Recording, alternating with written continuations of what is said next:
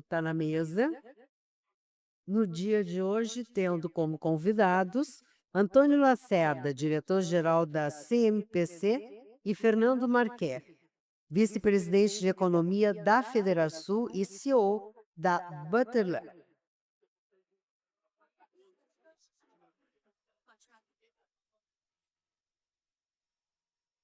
Senhoras e senhores, queremos de imediato agradecer a presença de todos vocês, sem dúvida alguma, né? E lembrando que o nosso evento está sendo transmitido pelo YouTube da Federação. De imediato, agradecemos os patrocínios Platina de Corsan, Nossa Natureza Movimento Rio Grande, Steel e Tex Group, Inteligência Tributária. Patrocínio Diamante, Icatu Seguros, Rio Grande Seguros e Previdência e Sulgás.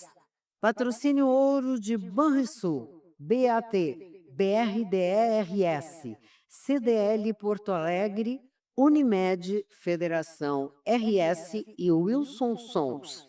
Apoio de Dinamize, Onda Web, Seletos e VH Audiovisuais. A parceria do Correio do Povo, Grupo RBS, Jornal do Comércio, O Sul, Rádio Bandeirantes, Rádio Guaíba, Record Guaíba e Rede Pampa.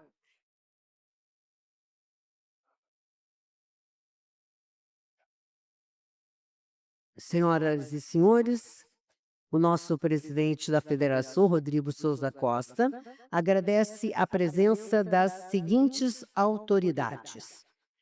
Nossos convidados de hoje, Antônio Lacerda, diretor-geral da CLPC, Fernando Marquet, vice-presidente de Economia da Federação e CEO da Bateler, defensor público, Rodolfo Lorea Malhão, representando a Defensoria Pública Geral do Estado. Presidente da Câmara Municipal de Porto Alegre, vereador Moisés Barbosa. Senhores ex-governadores do nosso estado, Jair Soares, Germano Rigoto, e também o ex-senador, nosso amigo, colega, gaúcho, Lazier Martins.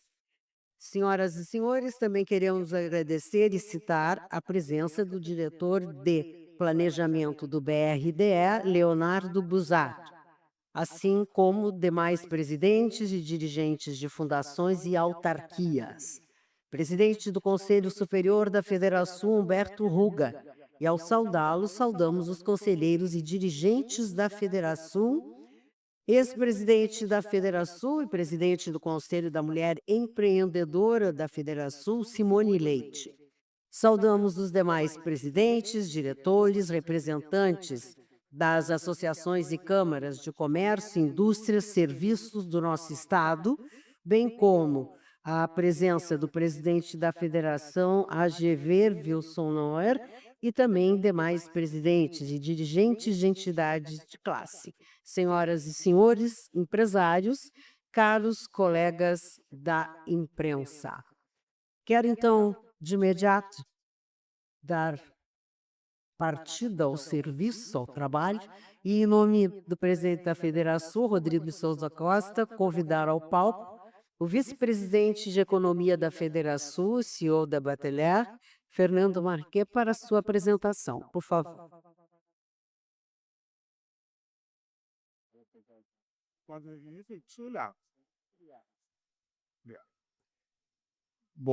Bom dia ainda, né, pessoal, não almoçamos. Agradeço por estar abrindo aqui esse evento aqui no lugar do Rodrigo. O nosso tema de hoje, né, o tema que já está sendo bastante debatido, a gente tem acompanhado muito essa discussão sobre o tema CMPC. Mas a minha ideia foi trazer um pouco aqui, em nome da Federação, uma abordagem um pouco mais ampla dos efeitos secundários de temas como esse, né?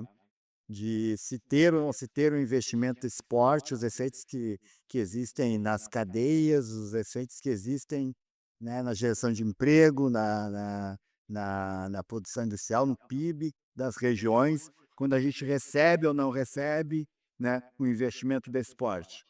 né, certamente a discussão sobre a CMPC, né, o Antônio Lacerda fará melhor que eu aqui, né. Então a ideia foi trazer aqui um pouco da discussão, deixa eu passar aqui, tá, um pouco da discussão sobre a importância de se ter companhias líderes em áreas de atuação e os efeitos secundários que eles trazem na economia do estado, tá. Mas primeiro, assim, eu só quero trazer uma leitura, uma pequena abordagem sobre o quando esse tema de essa discussão sobre o ingresso de uma grande empresa em alguma região, né, obviamente tem sempre uma discussão sobre os efeitos secundários na economia, das pessoas, né. E antes de falar efetivamente, diretamente aqui de alguns exemplos que eu trouxe sobre algumas companhias que vêm para algumas regiões, como elas mudam a economia daquela região, tá, bem como de algumas cadeias consolidadas, eu só quero fazer uma reflexão sobre os efeitos do que discussões como essas que vêm acontecendo, né, sobre a CMPC, discussões sobre essas, sobre barreiras para se receber um investimento desse porte, que dentro do que está previsto na lei brasileira, está sendo cumprido tudo que a lei previu, tudo que a lei exigiu, né? Depois, insisto, né, o Antônio vai falar sobre esse tema muito melhor do que eu agora, mas dentro do que a lei brasileira exige, dentro do que está na lei, a empresa cumpriu todos os precedentes e vem cumprindo tudo que está previsto, né? E mesmo assim a gente está vendo aí todas as barreiras, né? E sem entrar no mérito do tema, das razões pelas quais o Ministério Público Federal tem colocado os seus pontos, pode ter razões, né, que as suas intenções sejam positivas lá no no no objetivo de proteger um público ou outro, né, mas, toda vez que isso acontece, pessoal, o efeito não é somente naquele investimento, mas é um efeito sobre toda uma percepção, de qual é a capacidade que uma determinada região, no caso do Rio Grande do Sul, e até diria o Brasil mesmo, de receber investimentos desse porte. Que se toda vez que se for cumprir exatamente a lei brasileira, né, se investir para planejar um projeto, imagine que o falará do tamanho do investimento feito para planejar o projeto, certo? O que já gastaram antes de começar a fazer uma fábrica. E nesse intermédio, se encontrarem barreiras diversas para que o empreendimento efetivamente ocorra, toda vez que isso acontece, a leitura de um outro investidor, de alguém que pensa em investir no Brasil, não estou nem falando do Rio Grande do Sul só, mas no Brasil como um todo, porque isso acontece aqui no Rio Grande do Sul, com, eu diria, tipicamente e normalmente, com mais vezes do que acontece nos outros estados, mas também acontece em outros estados, né. Mas aqui no Rio Grande do Sul, com o seu peso ideológico, acontece mais do que nos outros estados, né. Mas existe sempre uma reação com relação à expectativa do que significa investir no Brasil e no Rio Grande do Sul, né. Hoje mesmo, a nossa empresa, inclusive, está coordenando algumas operações internacionais. Toda vez que se senta na mesa para discutir temas como valores ou em cláusulas de contrato, o tema de fundo acaba sendo o assunto CMPC e as barreiras para se investir no estado do Rio Grande do Sul, se investir no Brasil. Esse tema, essa discussão, ela é muito severa, porque veja, eu costumo inclusive dizer, saindo totalmente do setor de celulose, né, papel celulose, eu costumo sempre usar um exemplo quando se discute concessão de estrada, né, no Brasil, né, que é um exemplo que é totalmente fora, mas ilustra muito bem a dificuldade que se tem de aprovar investimento e alguma coisa que seja adequada para um país que necessita tanto de recursos quanto o Brasil. Vai se discutir uma aprovação de um projeto de concessão de uma estrada. Aí alguém que ganhou uma concessão, né, que já está executando uma concessão, ele vai ter que fazer lá uma ampliação de uma pontezinha que passava em determinado rio, numa região, né, que é parte, né, do projeto de duplicação, né, de uma determinada estrada, vamos imaginar, hipoteticamente aqui, né. E para duplicar aquela pista em cima do determinado rio, ele vai ter que descer na água do rio e botar lá, né, uma base da bendita ponte dentro da água, certo? E vamos imaginar, essa concessão já existe, por exemplo, hipoteticamente aqui. E ele vai descer na água do rio para fazer lá o suporte para a bendita ponte que vai duplicar a tal da rodovia. Pois aí vamos imaginar que para poder descer no rio e botar o suporte da ponte dentro do rio, apareceu lá um grupo ambientalista que questionou o indivíduo ter que botar o pé dentro do rio. Vai aparecer uma tribo indígena logo abaixo, porque o rio passa pela tribo indígena. E mais ainda, vai aparecer lá o pescador lá do mar de, sei lá, 200 quilômetros para frente, porque o rio desemboca no mar, afinal de contas, né? E alguém vai ter que botar o pé dentro do rio, aqui na 386, por exemplo, para duplicar uma estrada. E essa discussão toma tempo e atrasa a concessão, e chama mais investimento. Então, veja, aí eu sou agora um participante de um novo leilão de concessão no Brasil. Não precisa ser no Rio Grande do Sul, no Brasil, mas que seja no Rio Grande do Sul, onde costuma ser mais quente essa discussão ideológica, né? Na hora que eu vou fazer meu cálculo de participar daquele leilão de concessão de uma estrada, veja, não estou falando da CMPC, eu estou falando de um novo leilão de concessão de uma estrada, um investimento que a gente precisa duplicar as estradas, precisa de infraestrutura, né? Quando eu for participar desse leilão, na hora de fazer cálculo de quanto é que eu vou cobrar pela tarifa, eu vou calcular que em algum momento do tempo, durante o meu processo, pode surgir lá um Ministério Público, um juiz em algum lugar, e questionar uma concessão, e parar minha cobrança de pedágio, parar o meu projeto, atrasar meu projeto, modificar o meu projeto. O que acontece na prática para a população? Duas coisas: ou eu vou cobrar muito mais caro a minha tarifa, e aí vai ter uma grita geral, porque a tarifa do pedágio, né, a minha cobrança lá, o que eu cobro no free float ou na casinha do pedágio, não importa a forma de cobrar, mas o que eu vou cobrar vai ficar caro, então vai ter uma reclamação porque ficou caro, ou simplesmente eu não vou participar daquele leilão. Então ocorre duas coisas: ou ficou caro a tarifa, ou simplesmente ninguém se propõe a participar do leilão de concessão e a gente não recebe o investimento, né? Essa é a realidade que ocorre quando acontecem coisas como essa. Então, quando acontece uma situação como essa, o que pode acontecer não é somente a gente ter dificuldade para aprovar um projeto ou para vir um projeto e não vir o projeto. Existem outras opções, os projetos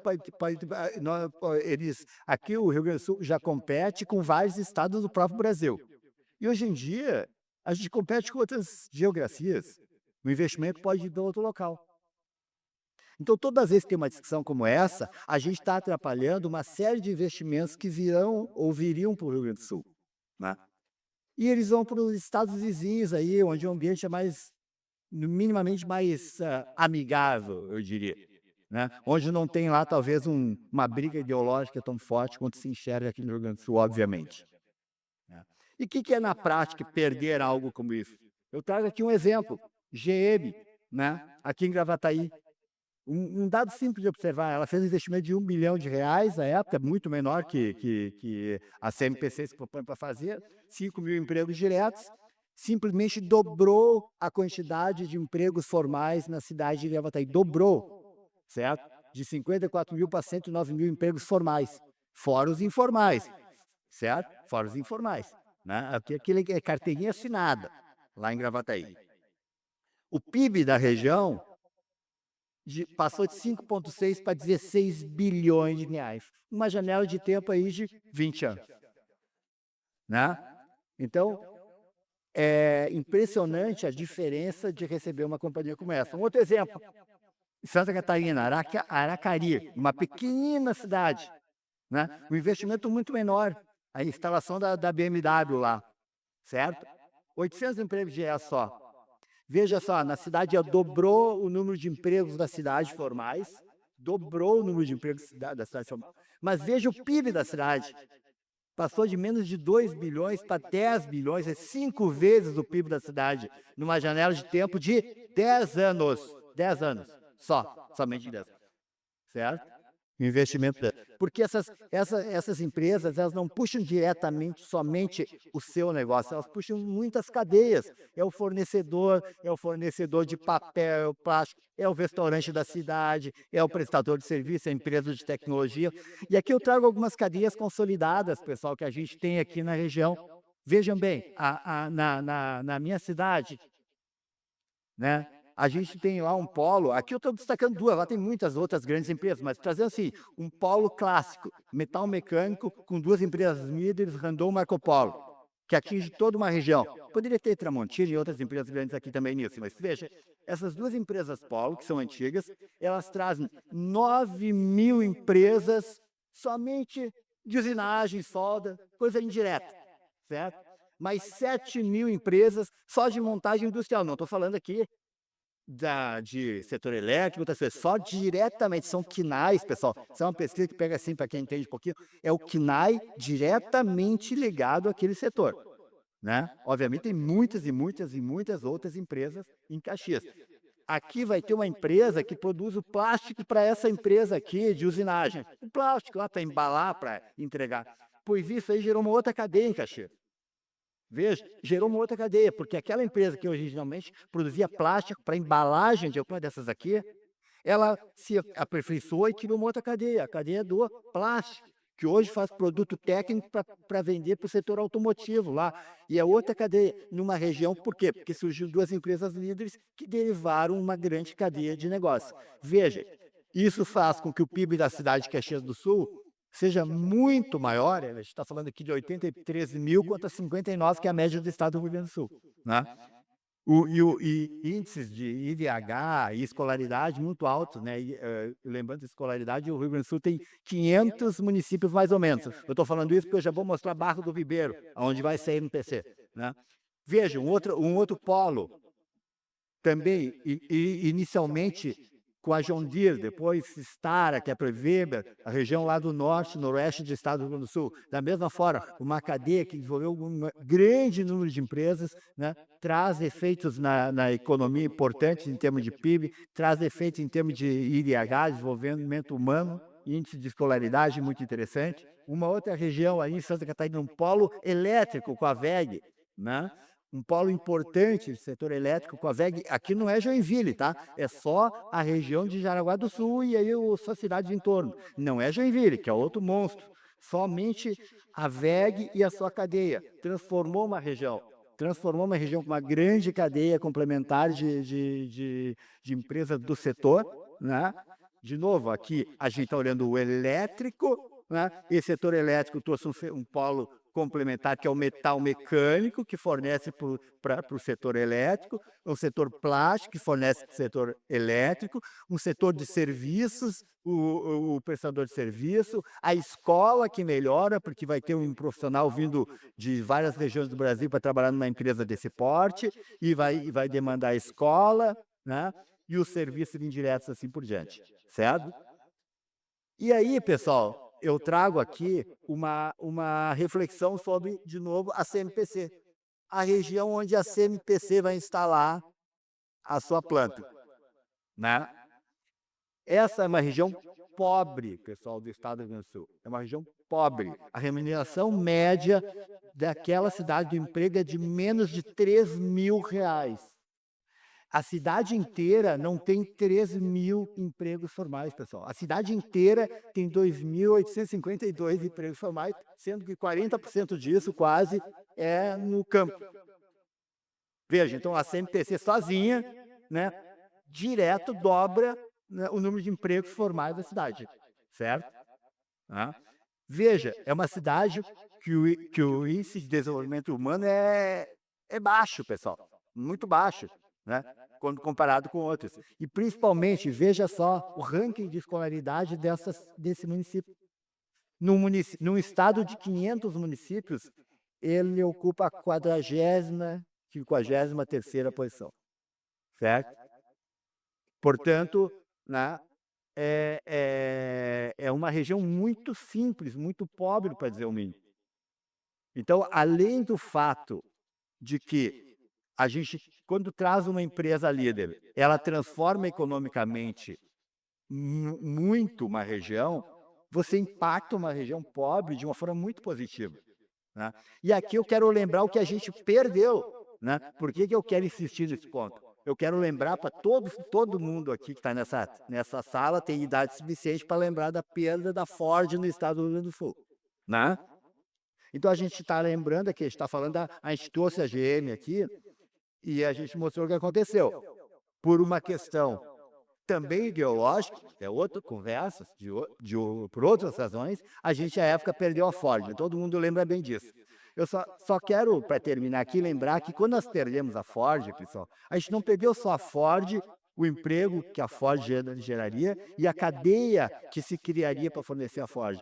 A gente perdeu outra grande empresa, só para lembrá-los, que foi a Goodyear. A Goodyear tinha anunciado investimento junto com a Ford. Mas ela dependia da Ford, veja, não era uma simplesmente o sistemista da GM, era uma outra grande empresa que instalaria sua operação aqui. Por quê? Porque nós tínhamos a Ford instalando sua operação aqui e vinha a Goodyear instalar sua operação aqui, com terreno e tudo. Não é verdade? Pois bem, nós perdemos a Ford, perdemos toda a cadeia da Ford, todos os sistemistas da Ford, todo o impacto na região da Ford, mas também perdemos uma outra grande empresa que só vinha porque a outra veio.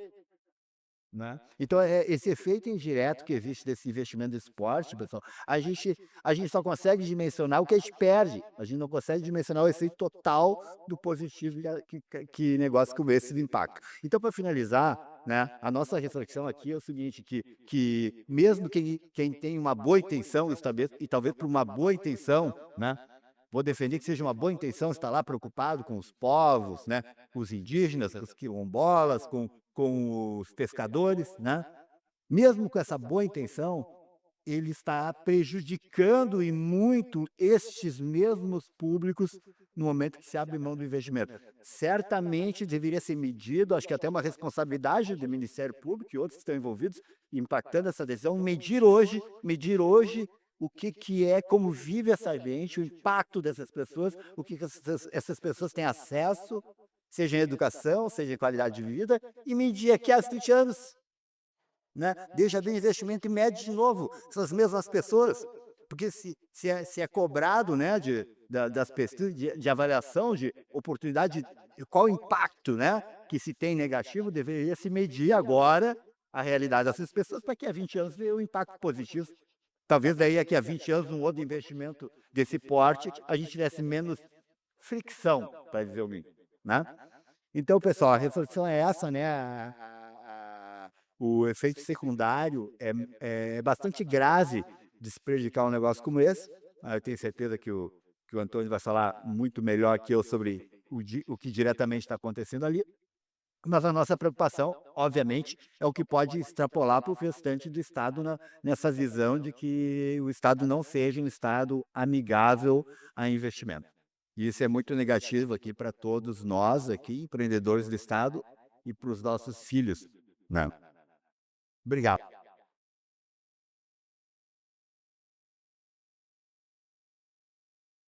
Quero então convidar ao palco o diretor-geral da CMPC, Antônio Lacerda, para a sua apresentação.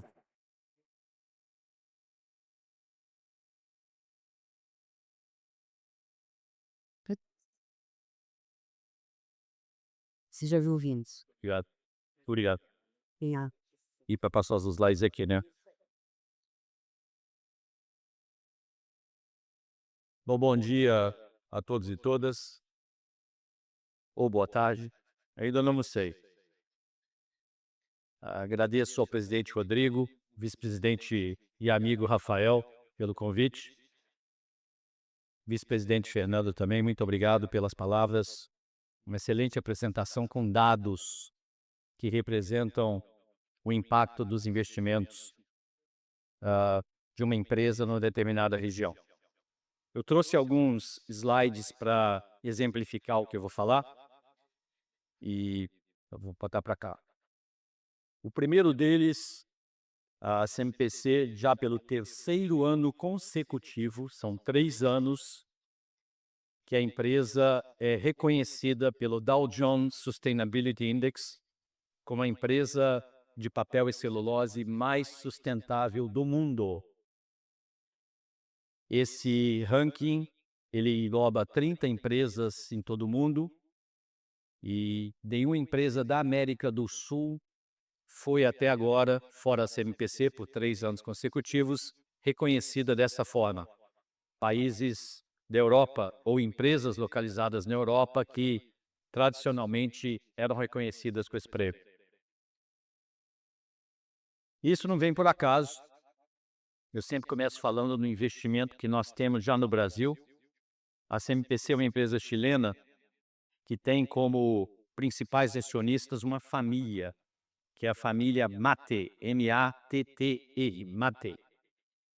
E no Chile, as crianças aprendem a escrever e a ler usando a cartilha Matte. A empresa há mais de 100 anos, ela se dedica fortemente à educação infantil no Chile e também aqui no Brasil, como vocês vão ver. Várias são as iniciativas, tanto em Barra do Ribeiro, das crianças que nós atendemos até 8 anos, mais da metade não sabe ler e escrever. O que o Fernando só corrobora com os números que o Fernando trouxe aqui para nós. Nós temos um trabalho ativo em Guaíba, principalmente em Guaíba, em Barra do Ribeiro, junto à educação infantil, e de várias formas atuamos nessas duas localidades. E também aqui uma comunidade quilombola, que num dado momento necessitou de ter uma instalação aqui, uma fábrica de queijos quilombolas, dos quilombolas, que nós proporcionamos uma mínima estrutura para que eles pudessem produzir dignamente, dentro dos padrões de qualidade, os seus materiais, seus produtos. Também sempre trabalhamos junto às comunidades onde atuamos, para que elas tenham o mínimo de apoio por parte da empresa, tanto no combate a incêndios florestais e até fornecimento de água para algumas dessas comunidades. E um projeto que nos orgulha muito, um projeto que nós já estamos com esse projeto em andamento, que é o Instituto CMPC, do bairro da Alegria, em Guaíba, com um instituto que vai ter um impacto em mais de 300 crianças no que a gente chama de contraturno. E esse é um investimento de mais de 18 milhões de reais que a gente está fazendo. Essa é a perspectiva de como vai ficar a obra, né? Lá em Barra do Ribeiro. Olhem que bacana que vai ser. De novo, mais de 300 crianças vão ser diretamente impactadas por essa construção e, mais importante, com a ativação. Teremos um auditório para mais de 100 pessoas, aberto à comunidade. E não é que isso está no papel. Essa é a foto de ontem do empreendimento. Esse empreendimento já... A ideia é que em junho do próximo ano nós já tenhamos esse empreendimento atuante, que as crianças já estejam usufruindo desse investimento. Na frente vai ter um parque esportivo com quadras, que também certamente vão proporcionar uma qualidade de vida muito melhor para essas 300 crianças que vão iniciar o processo. Aqui vou falar do projeto Natureza em si. Alguns números que vocês já viram, são aproximadamente 27 bilhões de reais de investimento, varia de acordo com a taxa de câmbio, 12 mil empregos durante o pico de construção da obra. Nós temos a fábrica de 2,5 milhões de toneladas, com a geração de quase 6 mil empregos diretos e indiretos.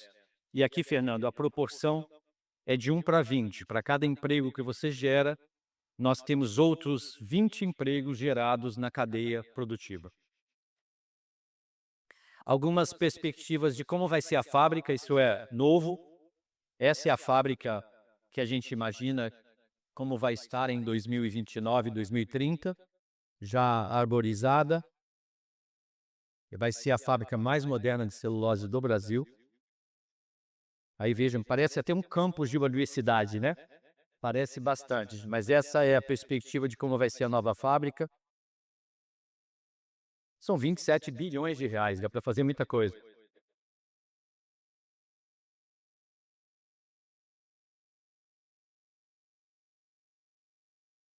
Aqui outra perspectiva aqui do centro de administração da fábrica.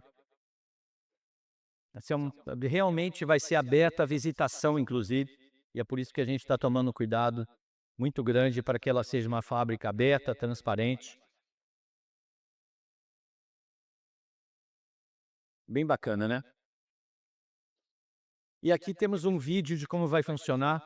Eu aperto aqui ou vocês apertam aí da mesa. É um vídeo curtinho. Vamos ver se funciona. Ele não tem som mesmo. Então nós estamos aqui. Esse é o projeto de natureza da CPTC. Essas localizações geográficas, todos vocês, todas as outras crianças leigas, tá? A fazer da Baba Negra. Muito gosto dessa faíla. A CPPC se estabeleceu no Brasil e nosso Egito já investiu 25 bilhões de reais no Rio Grande do Sul. Faz 17 anos. Aqui é uma perspectiva da chegada de madeira na fábrica. Lembrando que nós exportamos 97% da nossa produção. Ela desce por barcaça, a celulose, e sobe, as barcaças sobem com madeira. 30% da madeira da fábrica vem por barcaças e 70% por caminhão. Essa é uma perspectiva aérea de como vai ser a nova fábrica. Nós temos um cinturão verde em volta da fábrica, mitigação total de ruídos. Aqui mais perspectivas, vai ter o pátio de madeira. Em geral, o pátio de madeira, aqui tem a planta química, a gente tem uma planta química. O pátio de madeira alimenta a fábrica durante 5 dias, 6 dias. É o que nós temos em Guaíba hoje. Aquela pilha de madeira lá é suficiente para 5 dias. Nós temos aqui a nossa panela de pressão, a fala de cozimento. Nós somos resíduo zero, então tudo que é gerado na fábrica ou vira energia ou vira matéria-prima para a própria fábrica. Vai ser uma fábrica bem compacta, 2,5 milhões de toneladas e seguramente a mais moderna do Brasil no ano de 2029, quando a gente tem a perspectiva de iniciar a produção. Ela já vai ter uma área para uma expansão da área de cartolinas, que é aquele papel de caixa de bombom, caixa de remédio. A gente já está pensando que vai ter uma fábrica nova associada a essa planta de celulose. Aí está as lagoas de água fluvial. A gente aproveita 90% da água fluvial que é captada. Depois eu vou falar um pouquinho sobre efluentes também. Aqui está a região do terminal. Esse vai ser o terminal portuário. Seguramente vai ser o terminal portuário mais seguro do Brasil, com 2 berços cobertos, como vocês podem ver, para carregamento de celulose, e esses 3 berços aqui para descarregamento de madeira. Esse AWT, All Weather Terminal, terminais que podem funcionar todo o tempo que eles são cobertos. Funcionam 24 horas. Realmente vai ser, olha, uma planta, como eu disse, mínimos de uso de água. Hoje já é Guaíba, já é assim. Não vai ter o uso de combustível fóssil. Impacto mínimo à comunidade. A geração de resíduo sólido é mínima, mas ela é utilizada pela própria CMPC. É o projeto mais moderno que nós temos em execução no Brasil. Nós já gastamos 400 milhões de dólares na execução desse projeto e nós vamos gerar energia. Vamos colocar energia no sistema 150 kW que nós vamos gerar. E eu estava falando, não sei se eu pulei um slide aqui. Pulei. Como nós estamos hoje? O Ministério Público Federal ingressou com uma ação civil pública e colocou como réus a CMPC, a FUNAI, a FEPAM, o Ministério da Pesca, o INCRA, salvo engano, essas entidades, e a AGU também, e pediu o cancelamento de todo o licenciamento do empreendimento. Essa ação civil pública foi posta aqui no Ministério, perdão, na Justiça Federal do Rio Grande do Sul, está tramitando na Justiça Federal do Rio Grande do Sul. A juíza em questão, ela pediu que as partes se pronunciassem, as partes que foram relacionadas no processo. Todas as partes se pronunciaram, dando apoio à FEPAM, dando apoio ao processo de licenciamento conduzido pela FEPAM e apoio à forma como a CMPC está tramitando o processo de licenciamento. Todas essas entidades, em suma, contrárias ao posicionamento do Ministério Público Federal. Lembrando que o Ministério Público Federal tem uma interpretação diferente do que é a área de influência direta do empreendimento. Quem define a área de influência direta do empreendimento é uma lei, uma portaria interministerial, PI 60, que diz que a área de influência direta é aquela composta por 8 quilômetros de raio das extremidades do empreendimento, não do centro. Isso foi seguido pela FEPAM, isso foi seguido pela FUNAI, e é isso que nós fizemos o estudo de componente indígena. Os indígenas foram consultados, inclusive os indígenas da área de influência direta assinaram uma carta de apoio ao projeto e têm gravado entrevistas apoiando o projeto. Só que o Ministério Público Federal interpreta que a área de influência direta do empreendimento é todo o bioma Pampa, metade do estado do Rio Grande do Sul, que engloba 130 comunidades tribais, sejam elas quilombolas, guaranis, charrua, caigangue e 7.000 pescadores. E ele pede que a gente faça um processo de consulta livre, prévia e informada neste ambiente. Isso é inédito. Nunca no Brasil isso foi solicitado em nenhum projeto, seja ele celulose ou não. E é inexequível, ninguém fez isso ainda. Então, nós, com todas essas respostas que foram dadas à solicitação da juíza da Justiça Federal aqui do Rio Grande do Sul, nós esperamos que, como próximo passo, seja a juíza se pronunciar. Talvez ela peça uma audiência de conciliação, que inclusive está como parte do processo. Só que o Ministério Público Federal chama para essa audiência de conciliação todas as entidades que são notadamente e publicamente contrárias ao projeto, algumas delas bem conhecidas de vocês, historicamente contrárias. E como é que você vai sentar numa mesa de conciliação com partes que não são relacionadas, não são afetadas diretamente e, notadamente, não querem negociar e já são contrárias ao projeto? Então, nós somos a favor de uma audiência de conciliação, é lógico, contanto que as partes que são diretamente envolvidas estejam na mesa e não partes que querem, por motivos ideológicos, motivos de ativismo ou mesmo condições políticas. É um ano eleitoral. Muita gente está buscando voto e usando o projeto como alavanca. E aqui eu vou tratar de 2 temas importantes com vocês. 3. E um que ou é má informação ou é má índole. E é má índole.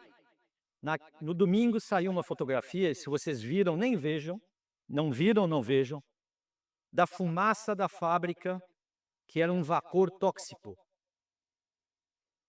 E é impressionante como é o mau caratismo das pessoas. Primeiro que aquele vapor não é tóxico, aquele vapor não faz parte do processo, é da torre de resfriamento que foi condensada. Então não é água de processo, não é nada, é a torre de resfriamento que sai aquele vapor quando tem uma condensação. Mas está lá, nuvem tóxica da CMPC. Aí você fala, puxa, Guilherme, tem que ter estômago, gente. Tem que ter estômago. É má informação?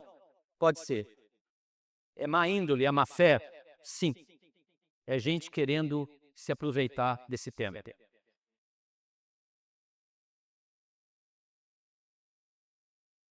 E vou dar outro exemplo, aqui é transparente o que nós estamos aqui, porque é dessa forma que a gente trata. Nós temos hoje nós temos em Guaíba o tratamento de efluentes. Nós captamos água do Lago Guaíba e devolvemos o efluente, eu não posso falar que é água, é um efluente, para o Lago Guaíba. São, sim, 180 milhões de litros ao dia. Sim, que representa 0,15% da vazão do Lago Guaíba. Falar que a água que a gente, ou o efluente que a gente devolve para o Lago Guaíba é mais limpo do que a água do Lago Guaíba é fácil. Está aqui o Dalazen tentando bravamente aumentar o tratamento de esgoto, não só de Porto Alegre, mas das cidades, das 400 cidades, 180 cidades que despejam o seu esgoto. 80% é esgoto sem tratamento adequado no Lago Guaíba. Então, a gente não fala que a gente está devolvendo para o lago uma água ou um efluente mais limpo do que a água do lago, porque isso é fácil. Isso é fato. A gente atende ao que a FEPAM nos exige, óbvio, e a gente tem pontos de monitoramento deste efluente de onde ele é lançado do Lago Guaíba, e nós temos pontos a jusante e a montante. Nós temos a 1,5 km a montante, a 350 metros a jusante e a 1,5 km, 2,5 km a jusante também. E a gente monitora a qualidade desse efluente já há mais de 10 anos. Nós temos dados científicos que não há interferência alguma na flora, na fauna, na qualidade da água do Lago Guaíba. FAC, nós temos dados. Eles falam que a gente vai acabar com o Lago Guaíba. A gente olha e fala, nós temos fatos. Isso não vai acontecer. A gente tem informação da planta que nós temos hoje em Guaíba e da nova fábrica que vai ser estabelecida em Barra do Ribeiro. Mas não adianta discutir com as pessoas que não querem ouvir. As pessoas que têm um ativismo, uma ideologia, que colocam as informações porque têm interesses políticos, que têm convicções ideológicas radicais. Mas nós temos os fatos. Nós podemos falar abertamente sobre esses temas sem absolutamente nenhum receio. E eu estou trazendo aqui para vocês também. Tudo que é trazido de forma muito alarmista, isso tem um objetivo, gente, é chamar atenção. Ou é um candidato a deputado federal, estadual, ou tem interesses para chamar atenção para aquela determinada entidade radical ambientalista. Bom, esse não é um tema político. Não é um tema político. Nós temos apoio de 33 deputados e senadores dos 35 representantes da bancada federal que nós temos no Rio Grande do Sul. Nós temos apoio de 53, 52 deputados estaduais dos 55. Temos apoio do governo federal, do próprio presidente Lula, do vice-presidente Alckmin, do ministro da Indústria e Comércio, com o ministro da AGU, Jorge Messias. Nós temos apoio do governador Leite, dos seus secretários. Temos apoio dos prefeitos. A Barra do Ribeiro acabou de emitir, inclusive, um documento na segunda-feira dando apoio ao projeto. Da cidade de Guaíba, está aqui o ex-prefeito Maranata aqui conosco. Não é um tema político, senhores e senhoras, não é, e nós não queremos que seja. Os candidatos ao governo do Rio Grande do Sul estiveram na fábrica, boa parte deles, os que estão à frente, pelo menos os 4 que estão à frente, e todos eles demonstram apoio ao projeto. Todos eles demonstram apoio público ao projeto. Inclusive, alguns deles já estiveram aqui nesta bancada expondo o seu posicionamento. Então não é um tema político. E eu sempre, não sendo gaúcho, mas escuto que esse é o maior movimento político empresarial do Estado desde o polo petroquímico de Camaçari. E que bom, agradecemos muito todo esse apoio da sociedade gaúcha, dos políticos, dos empresários. Isso é muito importante. Isso é fundamental. Agradeço muito em nome da CMPC.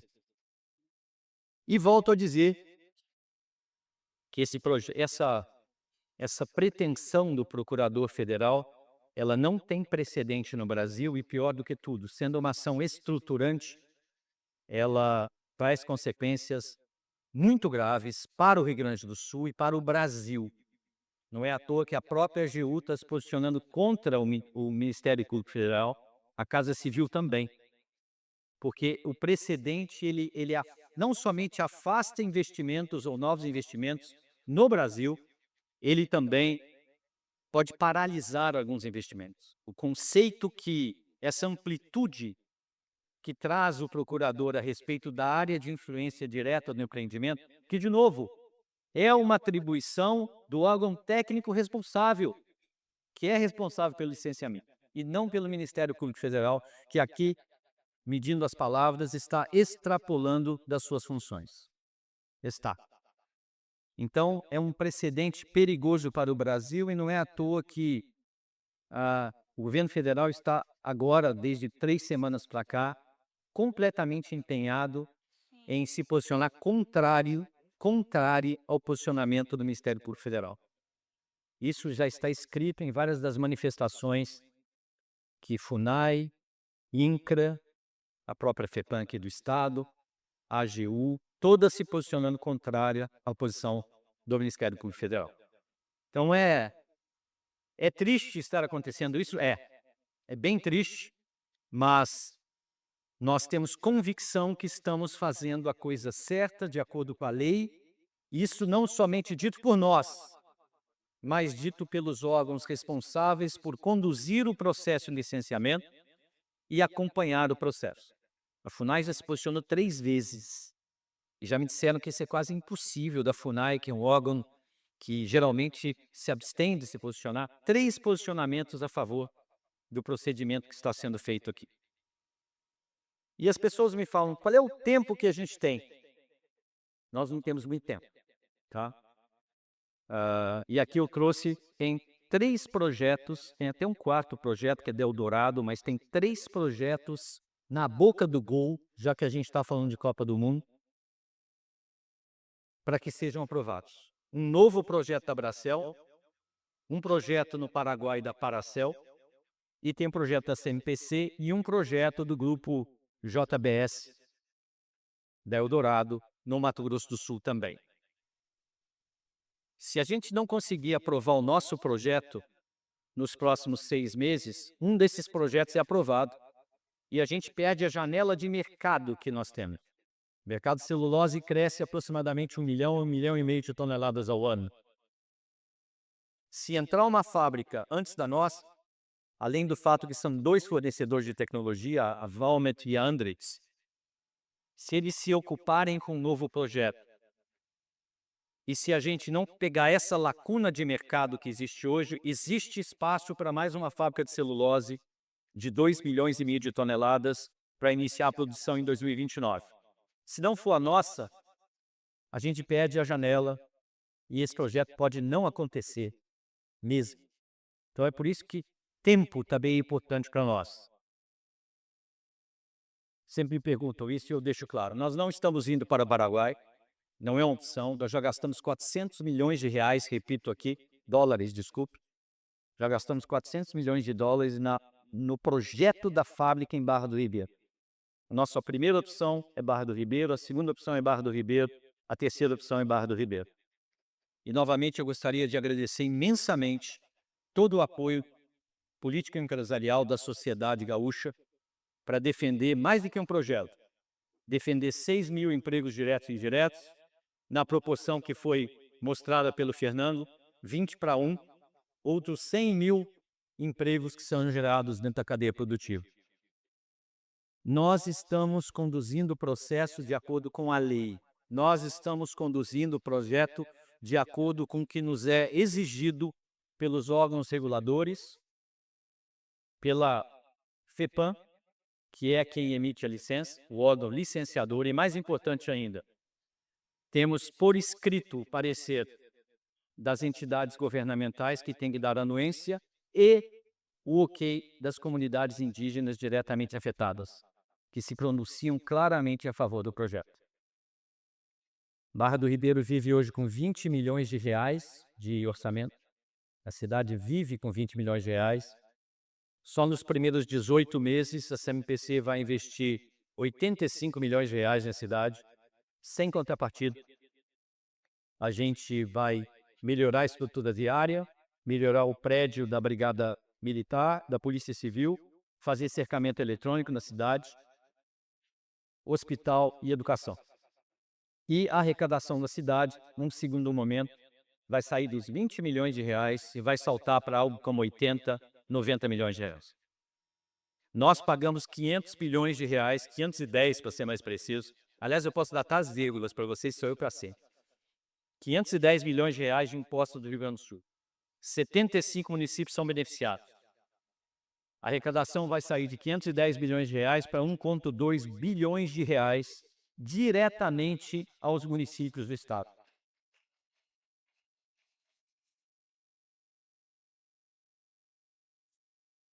É imposto sobre serviço, não é ICMS. A gente exporta 97% do que produz. Então é dinheiro que vai direto para as prefeituras. E isso provoca, sim, desenvolvimento. Repito, mais do que o projeto da CMPC, esse é um projeto para o povo gaúcho, esse é um projeto para o Brasil. Muito obrigado.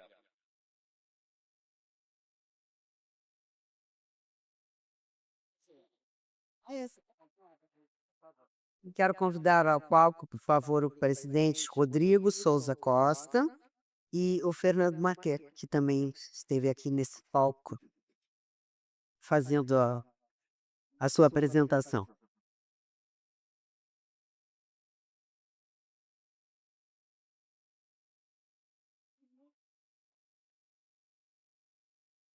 Sim, sim, a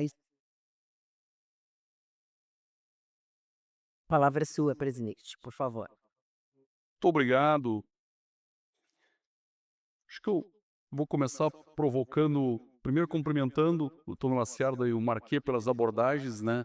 Já comentei sobre uma coletiva de imprensa, sobre o papel da sociedade civil organizada para alertar, né? Nós já fomos vítimas por tempo demais aí de litigância, de retrocessos, o Estado rico convivendo com miséria, problemas sociais graves, porque não consegue utilizar de forma sustentável as riquezas que possui. E a gente está vivenciando hoje no estado do Rio Grande do Sul um momento único, né? O Estado pode se tornar um ator mundial importante em termos de soberania de dados, com data centers, pode se tornar um ator mundial importante pelas terras raras, minerais críticos, na questão da soberania mineral brasileira, segurança mineral, pode utilizar energia renovável aí da energia eólica, fotovoltaica para abastecer os data centers.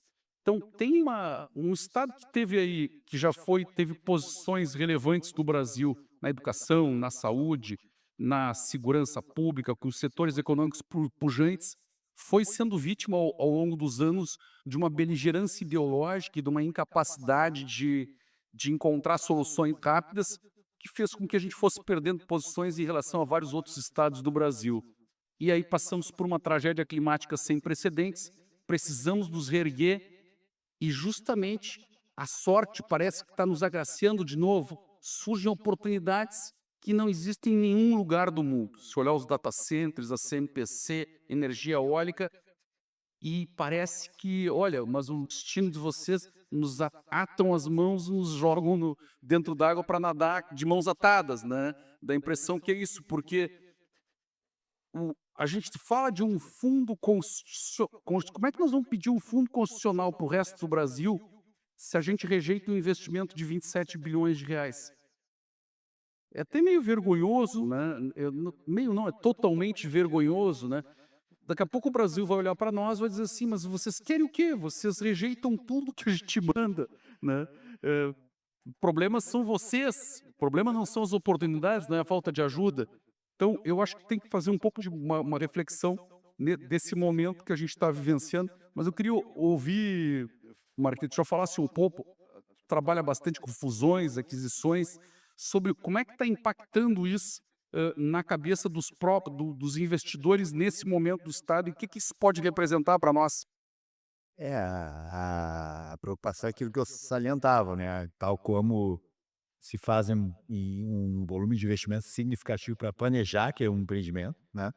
Toda vez que alguém planeja fazer uma aquisição de uma empresa aqui, fazer uma planta nova aqui, ou entrar sócio numa operação que tem aqui como área de interferência o Rio Grande do Sul e suas decisões, e já com esse histórico de ideologia afetando aí a não só particularidades como essa, mas assim, a gente vê um histórico de que hoje foi resolvido com o FEPAM. O FEPAM era um problema que, né, a gente já falou várias vezes aqui também, né? No Agro, a gente tinha a questão aí do reservatório de água que foi resolvido até ontem, né? E temas que traduzem de novo uma ideologia afetando assim a tomada de decisão nos caminhos burocráticos e listados. Esse tema vem à mesa sempre, e esse tema causa duas coisas: ou é uma mudança de preço dessa vez, ou simplesmente o não investimento, tá? E todas as sentadas de mesa que envolvem negócio hoje no Rio Grande do Sul, esse tema da CMPC vem à tona pela particularidade, obviamente, do montante de recursos, do que se riscaria, mas também vem atrás disso a preocupação com uma mudança que tem como pano de fundo a insegurança jurídica, que é traduzida como esse tema. O Brasil em si, né, já traz uma preocupação com relação a esse tema. E o Rio Grande do Sul, ele potencializa, né, e não é só para essa questão de curto prazo, tem histórico de médio e longo prazo. E, Rodrigo, acontece o que você está relatando, assim, existe uma avaliação de que outros estados, o ambiente de negócio é mais propício. O Rio Grande do Sul tem algumas vantagens ainda para competir, né? Ele ainda tem algumas vantagens de mão de obra, a maturidade do empresariado daqui, né? Algumas cadeias estabelecidas que favorecem, né? Mas tem esse desafio aí que hoje está eminentemente afetando os negócios. Eu diria que quase, eu me atrevo a dizer que quase todo negócio que é planejado pelo Verso hoje tem um preço embutido nele que prejudica, em última instância, o consumidor gaúcho, a população gaúcha, que é onde essa insegurança está sendo gerada por essa característica aí de ter um efeito ideológico, né, se não explícito, né, na sobrelinha aí dessas relações. Perfeito. Antônio, eu não sei como é que é a experiência de vocês em outros estados, porque o Rio Grande do Sul, ele não. Às vezes, a gente parece aqui que se orgulham de ter uma interpretação inovadora da lei. E isso termina sendo um problema gravíssimo para nós gaúchos e às vezes ainda termina contaminando a interpretação em outros estados, que é o que pode acontecer com esse caso do Ministério Público Federal. Então, como é que é a experiência da CMPC em outros estados brasileiros? A gente esteve conversando com o pessoal dos data centers e eles disseram assim: aqui o processo, isso é uma coisa que nos orgulha, o processo é muito sério, os órgãos de fiscalização. O Rio Grande do Sul tem quadros bons. E quando a gente fala com o Nordeste, alguns lugares do Nordeste, tem estados que a conversa é: nós damos o que vocês quiserem, qualquer coisa. Eles, não, mas nós não queremos qualquer. Não, qualquer coisa. Se vocês se instalarem aqui, vocês conseguem qualquer. Então, é assim, é o extremo, né? E parece que com toda a seriedade que se tem aqui, mesmo assim a gente consegue criar dificuldades para quem age dentro da lei. Como é que é a comparação com outros estados brasileiros e outros países? A CMPC tem 10 fábricas no Brasil. Não é tanto na área de higiene e limpeza, tem a empresa Softs, que é da CMPC, e tem mais 3 fábricas de embalagem, Paraná e Santa Catarina, além da fábrica aqui no Rio Grande do Sul. Nós sempre fomos muito bem recepcionados em todos os estados. Aqui no Rio Grande do Sul, como eu disse, desde 2009, quando a CMPC se estabeleceu, já foi um investimento de 25 bilhões de reais. A fábrica tinha uma capacidade de 400 mil toneladas. Essa fábrica foi completamente renovada e foi construída uma outra fábrica. Hoje nós produzimos 2,4 milhões de toneladas. O governo estadual, no que toca ao projeto da CMPC, tem dado todo o apoio possível, todo o apoio, com acesso direto ao governador Eduardo Leite, ao secretariado. Nós temos um comitê de gestão, até bem pouco tempo presidido pelo Hernani Polo e agora, mais recentemente, pelo secretário Leandro Evold, que a gente trata todos os temas mensalmente e a coisa é muito bem recepcionada e muito bem trazida no Estado. Então, eu não vejo uma diferença no governo do estado. Eu vejo sim em algumas entidades que realmente trazem um nível de dificuldade e criam obstáculos para o empreendimento no estado que não acontece em outros estados. Eu digo que no Mato Grosso do Sul, recentemente foram estabelecidas 3 novas fábricas de celulose. 3. Nenhuma delas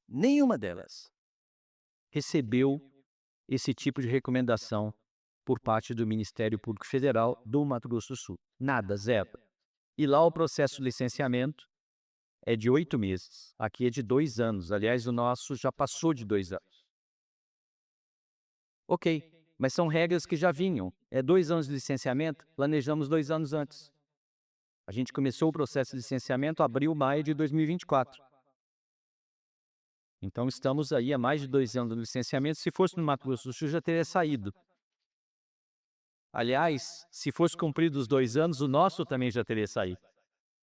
A gente espera que tão logo a FUNAI dê anuência, que ela pediu mais algumas informações para que ela dê anuência, também pressionada pelo Ministério Público Federal. Lembre-se que os funcionários das entidades federais também são passíveis de processos a nível pessoa física. Então, eles têm que se cercar muito bem da anuência, do que eles vão assegurar. E nós não estamos colocando pressão, não estamos. A gente imagina que a FUNAI vai dar anuência ao projeto no final de julho, vai ser emitida a licença prévia, e aí vai ser um embate jurídico interessante durante o mês de agosto. Nós estamos seguindo a lei. Nós estamos fazendo o que o órgão regulador, licenciador, nos exige. A gente acredita no bom senso. Então, acreditamos sim que até o final do ano a gente vai iniciar a obra desse projeto. Muito obrigado. A gente teve muita mobilização social, né? Eu me lembro que quando nós recebemos até o pré-candidato Maranata aqui, foi o primeiro que me entregou os documentos assim, sobre a questão do CMPC, que chamou atenção para isso. E depois teve um contato com outros empresários, federações, bloco empresarial e os próprios ex-governadores. O ex-governador que está conosco aqui, Jair Soares, Rigoto, virá daqui a pouco, já estava conosco, tem que sair rapidamente, mas já volta. E eu queria ouvir a palavra do ex-governador Jair Soares, não sei se o microfone já está na mesa, sobre essa questão. Primeiro, é um prazer muito grande de estar aqui mais uma vez na federação. Olha, o Rio Grande do Sul teve um visionário sobre essa matéria, principalmente ambiental. Foi no primeiro governo do engenheiro Hildo Meneghetti. Era secretário das Obras Públicas, Euclides Triques, gabinete que eu participei, como oficial de gabinete e posteriormente como chefe de gabinete. E depois de uma viagem que ele fez de estudos como secretário de Estado das Obras Públicas, ele participou de uma visita na cidade de Pittsburgh, que tinha um problema ambiental do porte de empresas que nós estamos falando. E quando chegou de volta ao Brasil, ele criou, e foi o primeiro país, o primeiro estado do país que teve essa iniciativa, a Comissão de Controle de Poluição do Ar, da Água e do Solo. Esta comissão ficou por muito tempo lá na Secretaria de Obras Públicas e foi quem recebeu a primeira, vamos dizer assim, a indústria no Rio Grande do Sul no fim do governo do Walter Perac Barcelos, e inaugurado também com o presidente Geisel. Posteriormente, como secretário de Estado da Saúde e do Meio Ambiente, eu acompanhei toda a história da antiga Beauregard. E posso afiançar que eram os primórdios dos, vamos dizer assim, programas nacionais e estaduais em matéria de controle ambiental. Não existia no país. e pude constatar que a empresa, a época e claro que a sucedânea, pelo que já ouvi, vai também cumprir as normas que nós precisamos. Agora é um verdadeiro absurdo quando o país atravessa sérias dificuldades, precisa de investimento para o desenvolvimento, que se não leve em consideração o que a sociedade quer.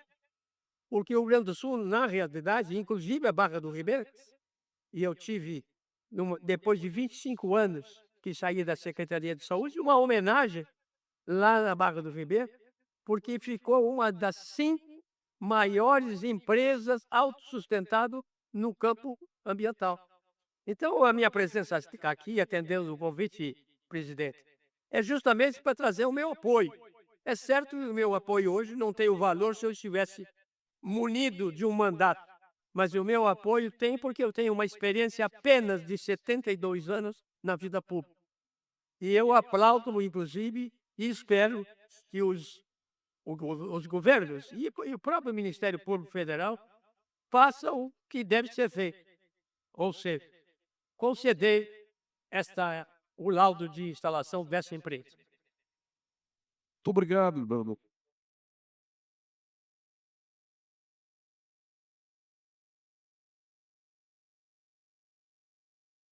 Eu acho que o que chama atenção para nós hoje, no estado do Rio Grande do Sul, é que todos nós sabemos o preço da litigância que está nos assustando, né? Qual é o tamanho da decadência, do prejuízo que nós já tivemos por por toda essa litigância, essa beligerância ideológica. E chama atenção que nós temos bons quadros técnicos nos órgãos de fiscalização éticos, sérios, eu diria até idealistas.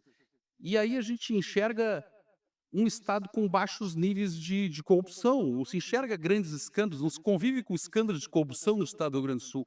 E mesmo assim a gente tem decadência, anda para trás e tem prejuízo econômico por beligerância ideológica. E eu acho que aí falta para nós essa capacidade de sabermos separar numa democracia, na atuação individual, o que é aquela autonomia funcional que é necessária à proteção do interesse público, da autonomia que vem em desfavor da sociedade. Quando o fiscal, ou promotor, ou procurador começa a agir fora dos limites da lei, ele age intimidando investidores, promovendo insegurança jurídica ou se utilizando do atraso para afugentar os investimentos. E eu acho que esse é o nosso papel aqui hoje, porque eu enxergo assim, quando surge esta ação que nós entendemos que se desvia do papel da autonomia funcional, que se desvia do papel do órgão fiscalizador, a sociedade, numa democracia saudável, ela tem que se erguer. E eu acho que essa é a grande diferença desse momento. A gente pagou um preço muito caro por 40 anos de omissão da sociedade gaúcha. E hoje eu vejo políticos erguendo a voz, eu vejo jornalismo profissional fazendo a defesa de um bom ambiente de negócios, pré-candidatos se posicionando todos em favor, vejo ex-governadores aqui se manifestando, sociedade civil organizada, dizendo que o atraso não pode ser um instrumento ideológico para prejudicar o Estado inteiro. Mas, como diria Rui Barbosa, né, justiça atrasada não é justiça, mas injustiça qualificada e manifesta. E se nós permitirmos que o atraso, que a gente receba um sim atrasado e já tenha perdido o investimento, isso pode acontecer, seria tão prejudicial quanto um não, mas mais do que prejudicial seria vergonhoso, porque simplesmente por falta de celeridade.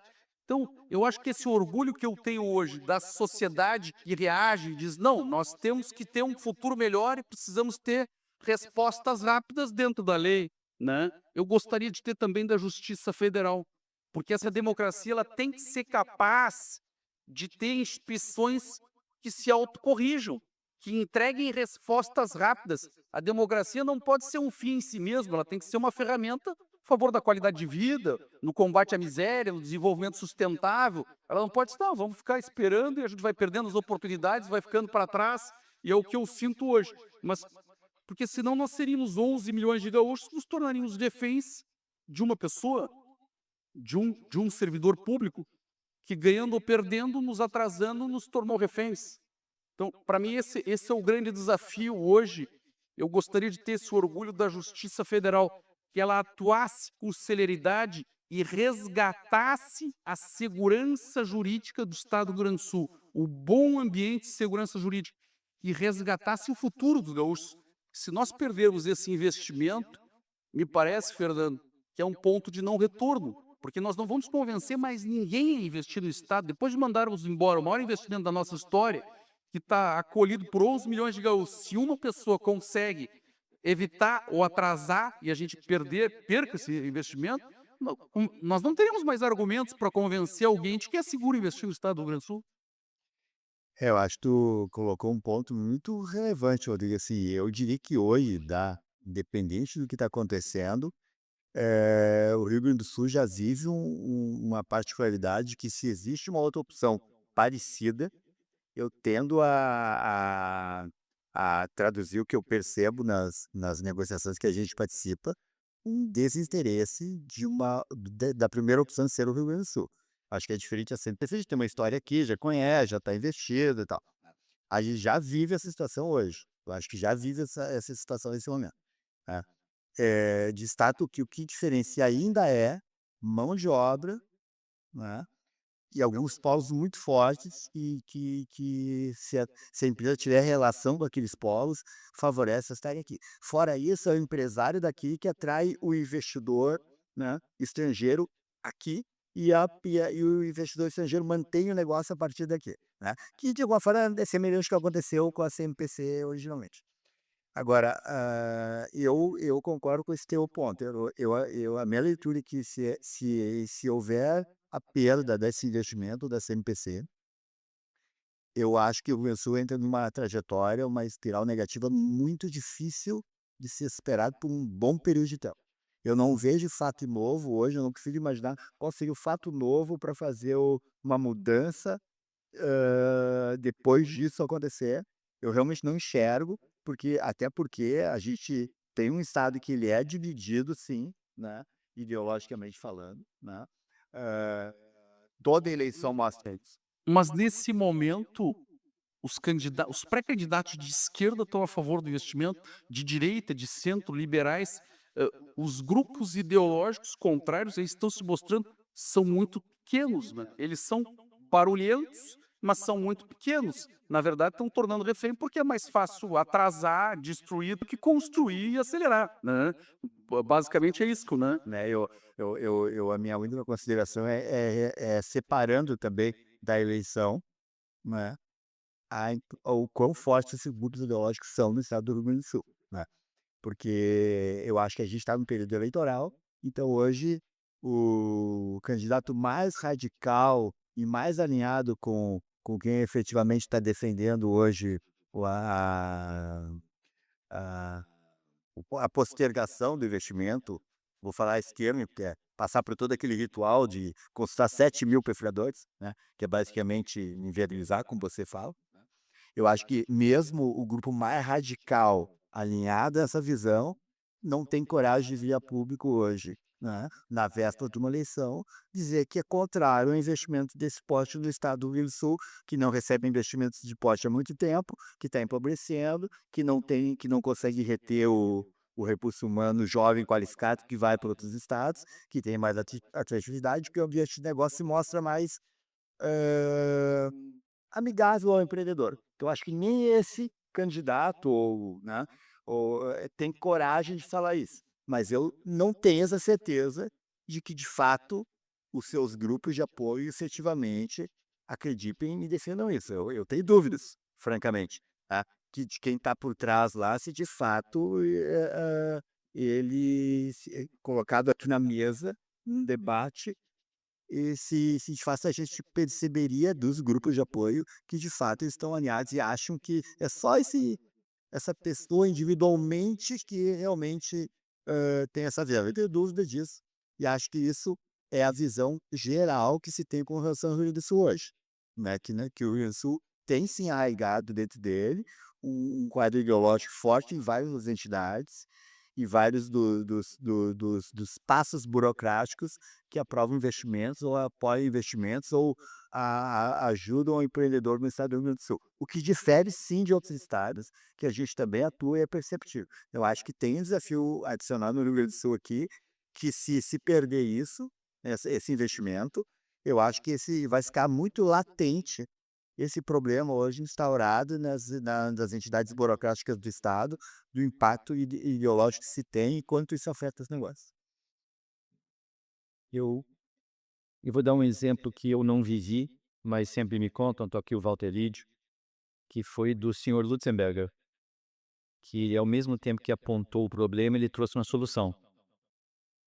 E hoje, se a fábrica de Guaíba é exemplo para todas as outras fábricas do Brasil, tem resíduo zero, foi porque o seu maior opositor na ocasião não só trouxe a opinião contrária, mas ele também trouxe uma solução.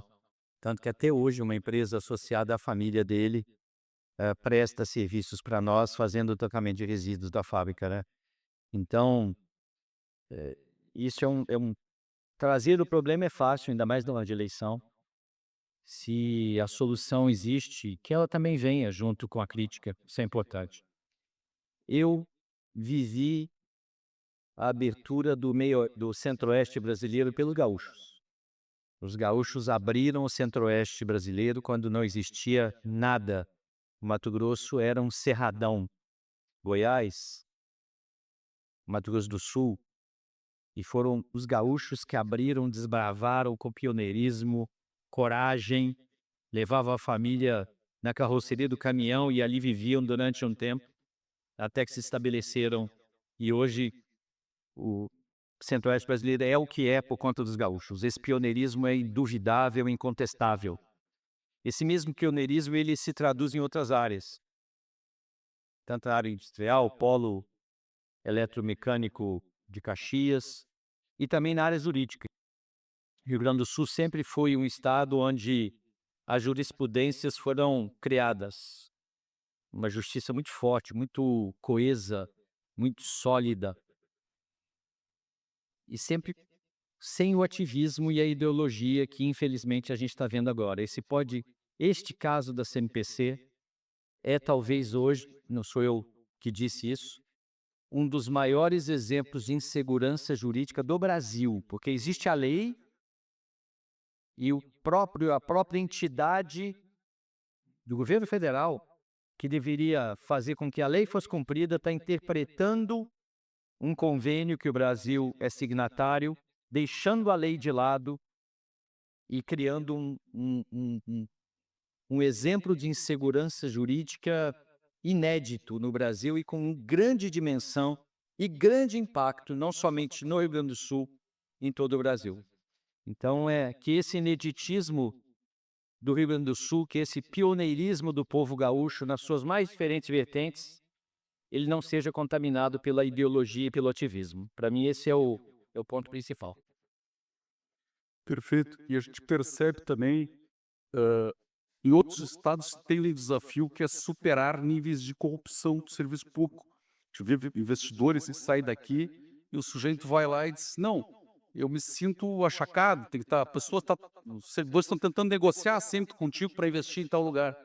E aqui parece que a percepção do investidor está vindo ao contrário. Não acontece isso no serviço público. Se tem pudor, não se vê isso. É uma coisa. Não se convive com isso. O gaúcho denuncia, ele não admite disso. Né? Mas, de repente, os órgãos públicos criam um cenário de contrapartidas que não estão previstas em lei e o investidor começa a se sentir achacado pelo poder público. Não, eu vou ser mordido para me fazer e eu não sei nem qual é o valor. Me tornei refém de tribos indígenas agora que não estão diretamente afetadas.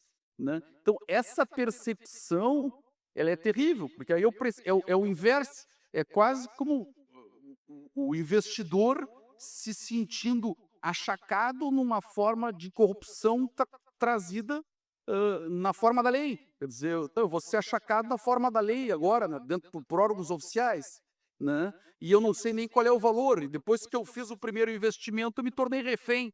Eu tenho que seguir agora investindo até. Porque uma coisa é o investidor que está chegando do zero. Ele vai olhar e dizer assim: não, já percebi um risco absurdo ali, nem entro no Rio Grande do Sul, né? E outra, ele já está instalado. Rodrigo,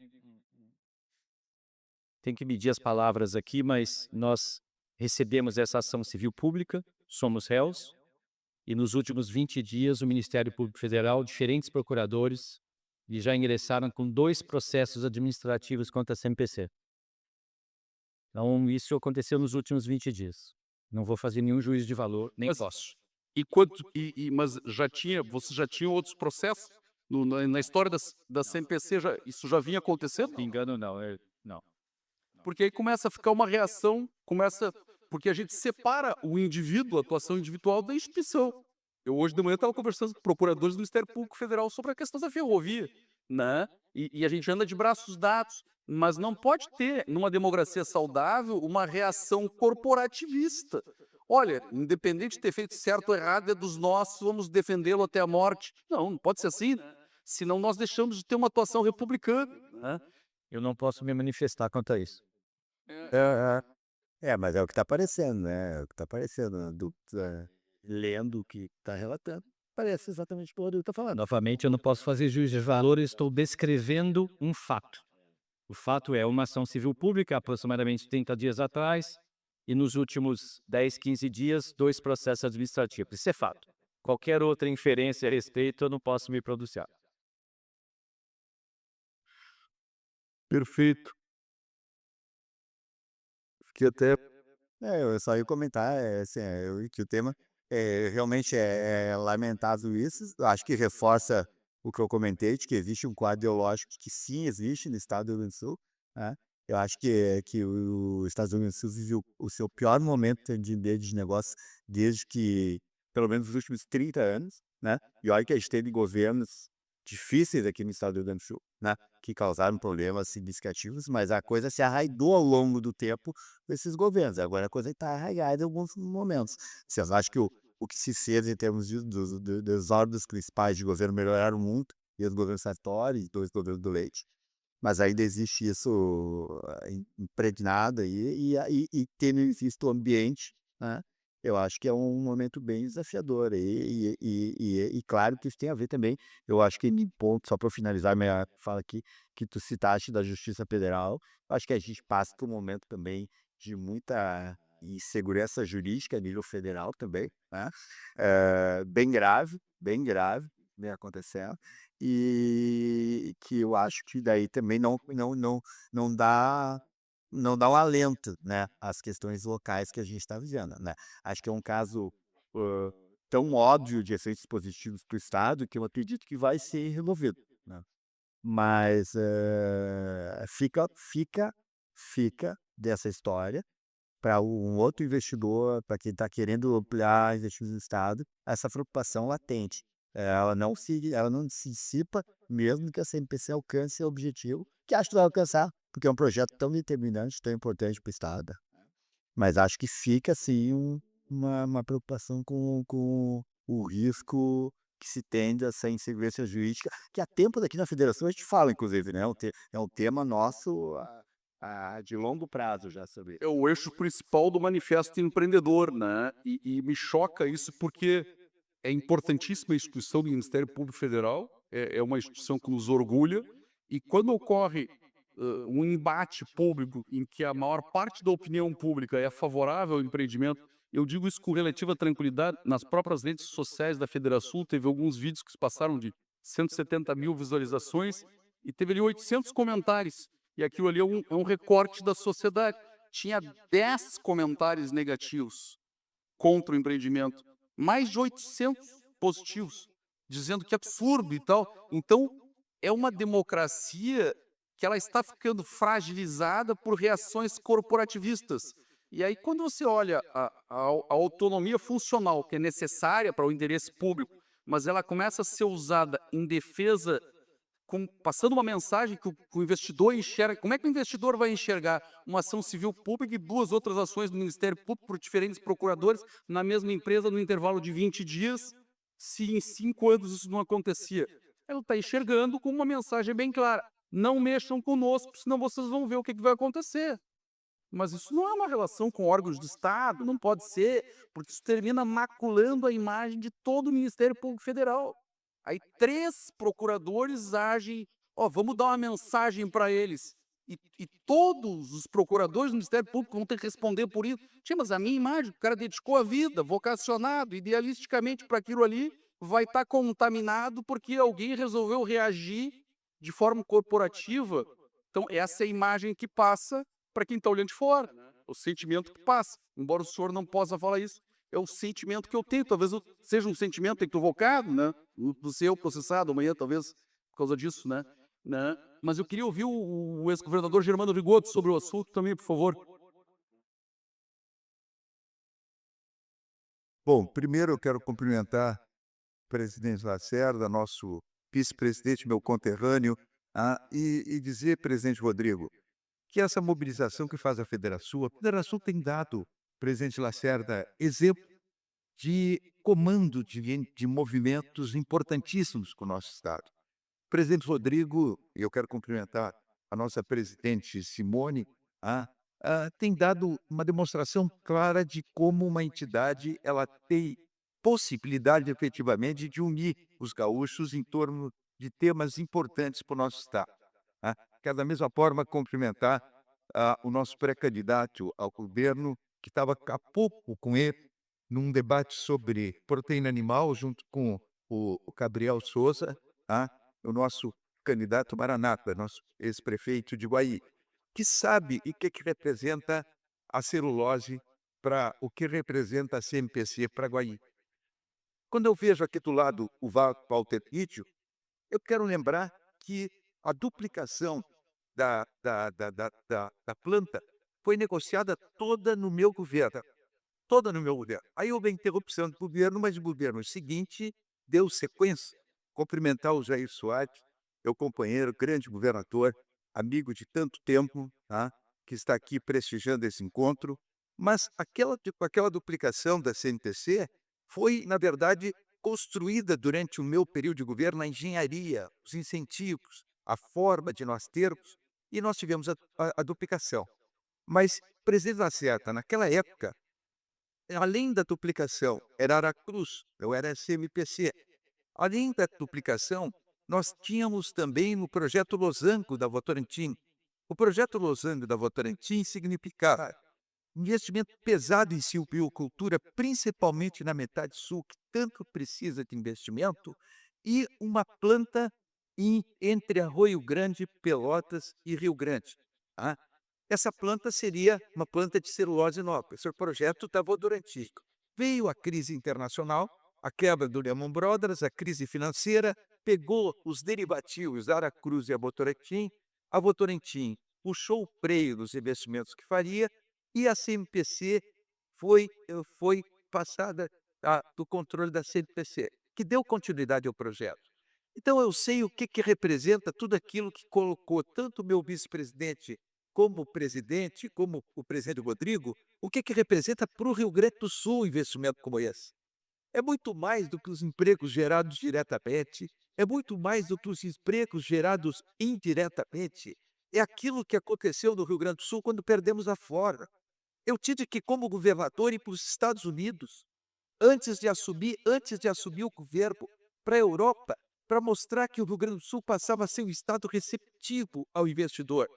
Foi um trabalho incrível que teve de se fazer antes de assumir o governo, porque nós tínhamos mostrado para quem queria investir no Rio Grande do Sul que nós não éramos receptivos, que nós não estávamos gostando muito do investidor. Então teve um trabalho pesado. A perda de uma CMPC, um investimento como esse da CMPC, não dá para imaginar o efeito disso. Felizmente não vai ocorrer. Tenho absoluta certeza que não vai ocorrer. Mas a perda para o Estado não dá para imaginar. Não é o investimento direto, não são os empregos diretos, não são os empregos indiretos, mas é o que representa para o Estado do Rio Grande do Sul a perda de um investimento como esse. Como o Estado é um Estado que gosta da CMPC, como o Estado é um Estado que tem um carinho enorme pela CMPC, eu não tenho dúvida que nós vamos até o último segundo para garantir essa conquista. Era isso, obrigado.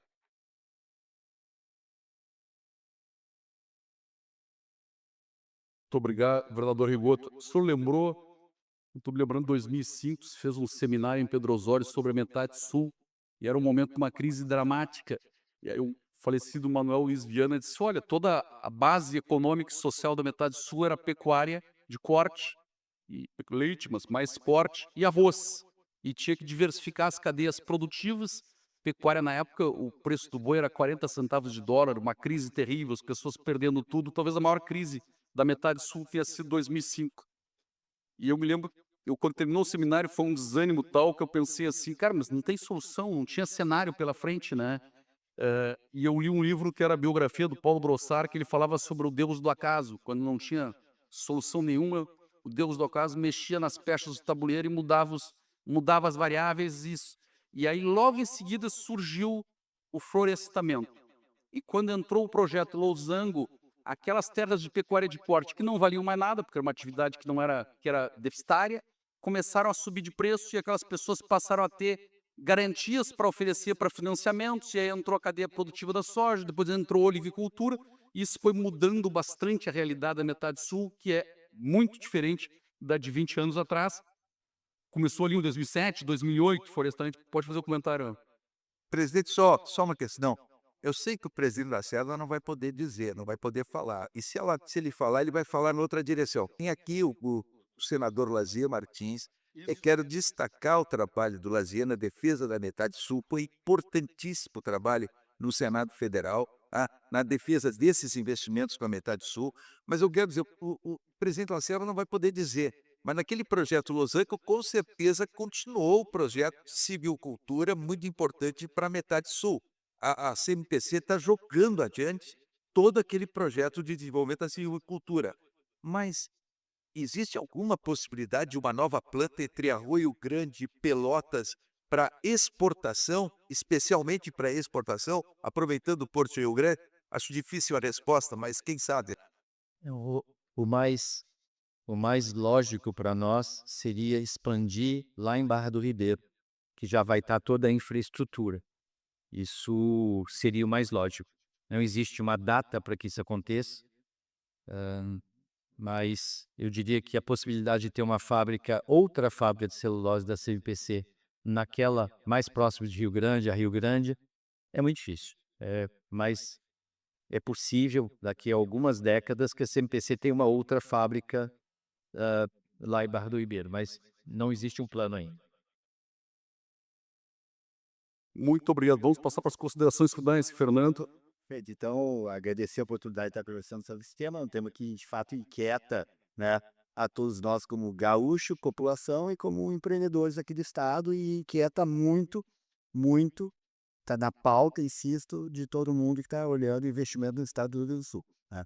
Então a gente torce para que se resolva o quanto antes, né, se tente apagar rapidamente da memória do empresário, do empreendedor, mas acho que a gente vai já colher, né, um efeito secundário aí, que é uma celeuma que vai ser carregada disso que está acontecendo e por um bom tempo. Muito obrigado. Reiterar para todos e todas vocês que nós estamos seguindo estritamente a lei, o que nos colocam os órgãos reguladores, o órgão licenciador da FEPAM. Temos uma tranquilidade muito grande quanto a isso, reiterado por todas as manifestações dos órgãos federais e da FEPAM em relação a isso. Não somos somente nós dizendo que estamos fazendo certo, estes órgãos, essas entidades também dizem que nós estamos fazendo certo. E, do ponto de vista pessoal aqui, faz um tempinho que eu estou usando essa pulseira aqui que mede a qualidade do sono e tudo mais. Tem dia que ela dá volta no meu braço, assim, sabe? Porque a qualidade do sono, ela tem estado bastante instável. Isso vai ficar na conta do procurador também, que ele não me ouça, mas é um desafio pessoal para mim. Agora, fazer o certo, eu tenho 64 anos de idade, nunca passei por um desafio tão grande como esse. Todos os meus desafios foram na área de negócios, participação de mercado, cliente, produto. Nunca estive diante de um obviamente, eu medi minhas palavras na apresentação e também estou medindo agora, mas nunca estive diante de um desafio tão grande como esse, de você estar tentando um acordo com alguém que não quer um acordo e tão poderoso, tão independente e imortal, né? Intocável. É um grande desafio, mas é mais um desafio. E a gente, fazendo certo, a gente tem a segurança que vai chegar lá e vai vencer. Muito obrigado.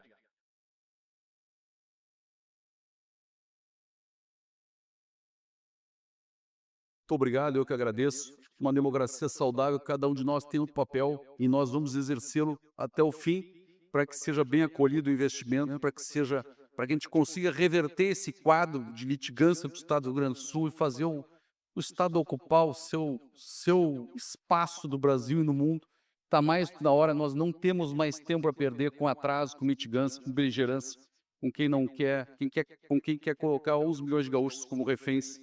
Não é possível mais aceitar isso. Então pode contar conosco. Muito obrigado.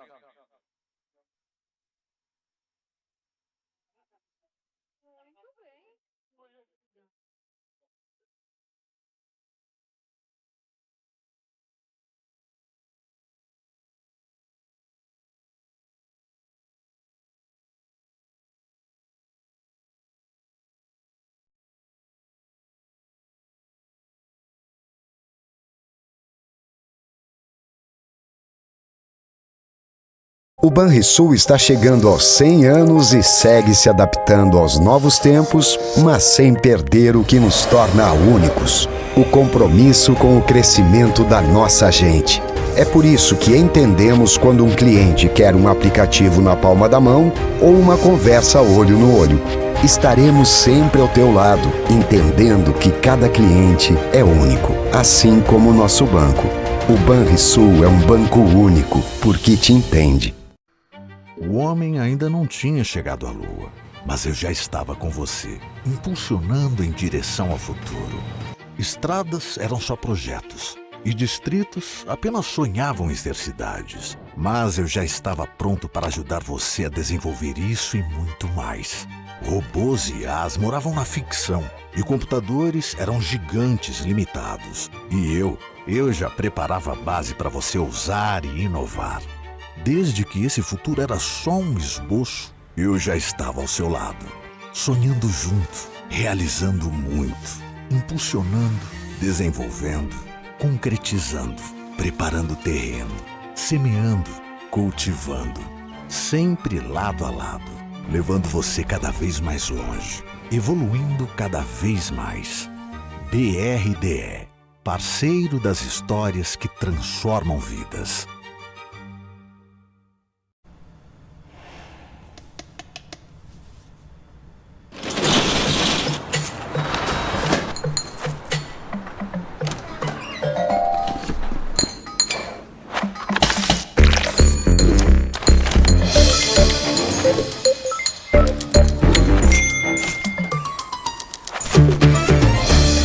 CDL Porto Alegre, 65 anos. Faz pelo varejo, faz por todos. A Corsã está iniciando a maior transformação no saneamento do nosso estado, com obras que mudam destinos e trazem desenvolvimento. Porque saneamento não é apenas infraestrutura, é dignidade. Tratar o esgoto de forma adequada é garantir mais saúde, qualidade de vida e seu patrimônio valorizado. Estamos protegendo o meio ambiente e garantindo o futuro que você merece. Se liga, meu Rio Grande. Quando a rede de esgoto chegar, é hora de conectar. Corsã, nossa natureza, movimento Rio Grande. Olhei para o relógio, procurando a precisão, e vi que todo mundo precisava de oração. Então eu descobri que para tudo ter sentido nessa vida precisava proteção do seu amor.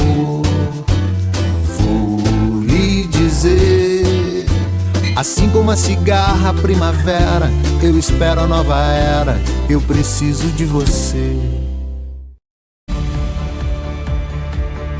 Nós somos a maior seguradora focada em vida, previdência e capitalização. Você é uma empresa 100% brasileira e que está no mercado há 35 anos. Nem todas as empresas, podem se orgulhar tanto dos seus propósitos, e aí Icatu a gente se orgulha muito do que a gente faz. A gente protege famílias, pessoas, futuros. A gente tem uma responsabilidade muito grande, porque a gente não está protegendo bens, a gente está gerando estabilidade em famílias, a gente está gerando estabilidade em sociedade.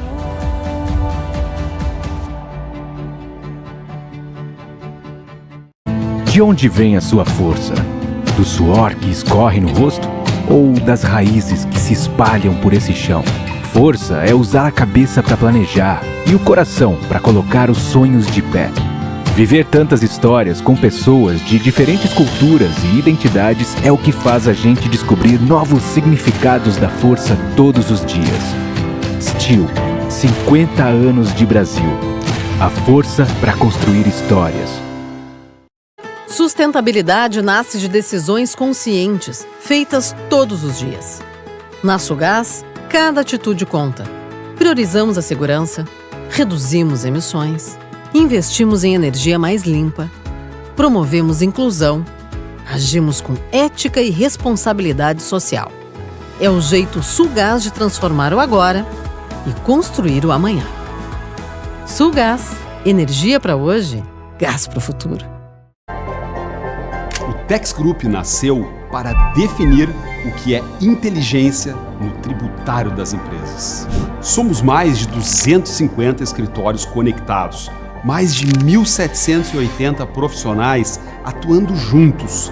O maior banco de dados tributário do Brasil, com mais de 37 milhões de registros, em 200 mil horas de consultoria estratégica prestada.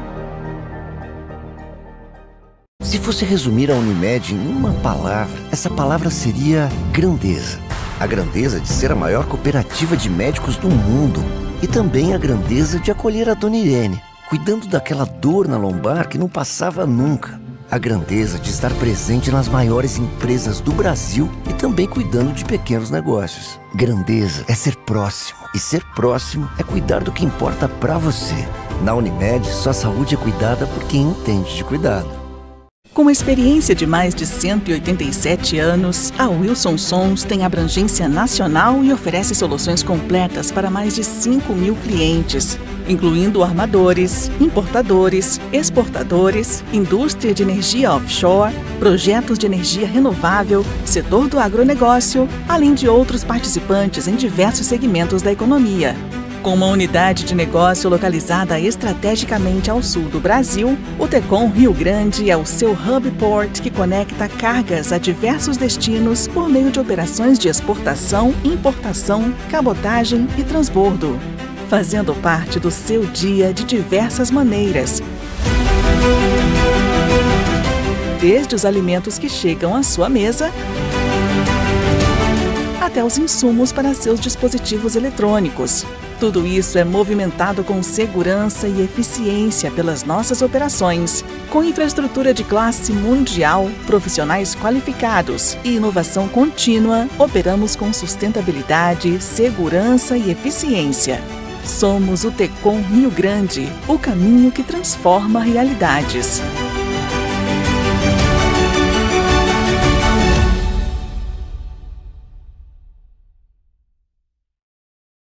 Com experiência de mais de 100